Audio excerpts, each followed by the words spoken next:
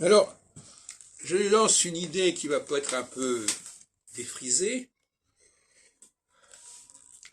Le fait que l'hébreu, entre autres langues sémitiques, ne marque que les consonnes dans son alphabet, parce que contrairement à ce qu'on peut croire, le aleph de l'hébreu, ça ne correspond pas au A, c'est une consonne, et même si c'est devenu après le A, mais enfin, c'est comme ça.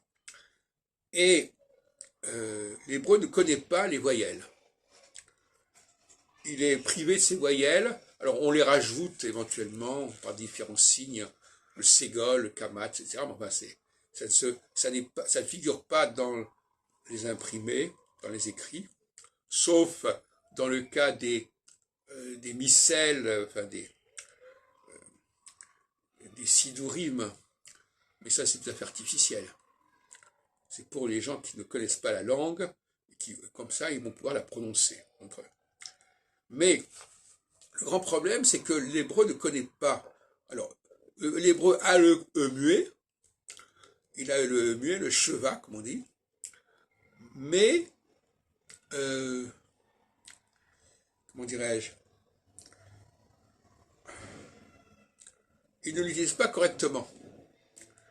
C'est-à-dire que le E muet, normalement, le E doit servir tantôt à prononcer la consonne, tantôt à ne pas la prononcer. Mais le E sert aussi à ne pas prononcer la consonne. Hein, par exemple, un chantier, le R, qui est précédé par un E, fait que le R disparaît. Donc toute cette problématique du E qui tantôt fait prononcer la consonne, tantôt ne la fait pas la prononcer, n'existe pas en hébreu. Et donc à mon avis, c'est une langue qui est appauvrie à ce niveau-là. Alors que le français a parfaitement la maîtrise de cette, en tout cas à 95%, il a la maîtrise de ce processus. Alors qu'est-ce qu'il faut en conclure?